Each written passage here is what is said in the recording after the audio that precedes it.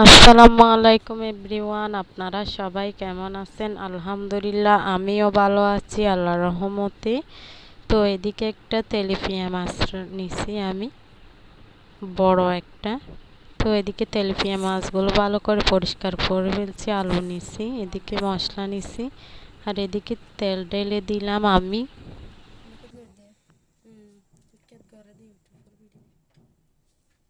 তো এদিকে তেলের মধ্যে আমি পেঁয়াজ কচিগুলো ঢেলে দিলাম, পেঁয়াজ কচি আর রসুন কচি দিয়ে নাড়াচাড়া করতেছি ভালো করে।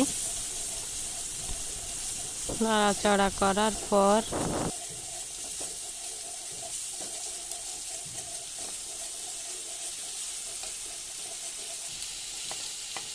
এদিকে আমি মশলাগুলো ঢেলে দিচ্ছি। মশলাগুলো ঢেলে দেওয়ার পর এখন আমি ভালো করে নাড়াচাড়া করতেছি, মশলাগুলো যেমন পেঁয়াজের সাথে মিক্স হয়ে যাওয়ার জন্য। তো হালকা একটু পানি দিলাম, পানি দিয়ে একটু নাড়াচাড়া করতেছি।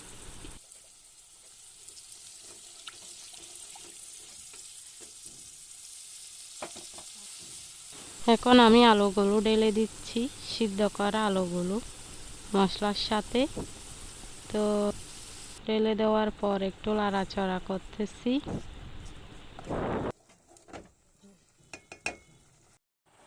তো এখন মাছগুলো ঢেলে দিচ্ছি আমি ঝোলের সাথে। তো মাছগুলো ঢেলে দেওয়ার পর দুইয়ান দিকে গিয়ারাই কিনে হান্ডারে কিনে সুড়ে সুড়ে মুখে দুই একাং কোনা ফাটা গেলাই কি একাং একটু ফাট লাগি আর কদি এমনে সু ওই। তো এদিকে মাছগুলো ঢেলে দেওয়ার পর আমি 10 মিনিটের জন্য ঢাকনা বসাই দিলাম। তো 10 মিনিট পর দেখতেছি যে প্রায় হয়ে গেছে মাছগুলো। তো আপনারা এরকম করে কে কে তেলাপিয়া মাছ রান্না করেন কমেন্টে বলেন। আমি তো এরকম করে রান্না করি। তো সাথে একটু ম্যাগি মশলা অ্যাড করে দিলাম। তো এদিকে প্রায় হয়ে গেছে, রান্না শেষ। খুব সুন্দর একটা কালার চলে আসছে।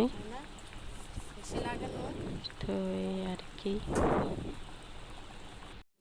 এদিকে আমি গুল্লা মাছ রান্না করতেছি, মরিচ কচি পেঁয়াজ কচি সবগুলো নিছি, একটা টমেটো নিছি। তো গুল্লা মাছগুলো ভালো করে ফ্রেশ করে ফেলছি একদম। আপনারা কে কে গুল্লা মাছ বলেন কমেন্টে বলেন, আর কেউ তো টেন্টা মাছ বলে। এদিকে আমি পেঁয়াজ কচিগুলো রসুন কচিগুলো ভালো করে করে ফেলতেছি। তো এদিকে আমি মাছগুলো ঢেলে দিচ্ছি মশলার সাথে। মাছগুলো ঢেলে দেওয়ার পর শুলকা দিচ্ছি হালকা একটু, এখন নাড়াচাড়া করতেছি।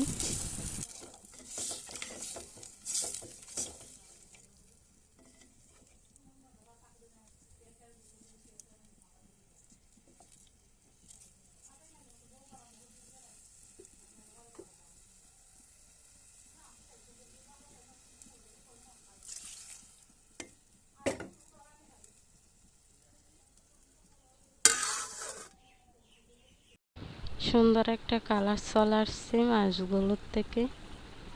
তো এই আর কি। আপনারা কে কে এরকম করে গুল্লা মাছ রান্না করেন কমেন্টে বলেন, আর গুল্লা মাছের শুদ্ধ নাম কি একটু কমেন্টে বলেন। মোবাইলের মধ্যে তো দেখি যে সবাই বলে টেন্টা মাছ, এরকম বলে। আপনারা একটু বলেন। ভালো থাকেন, আল্লাহ হাফেজ।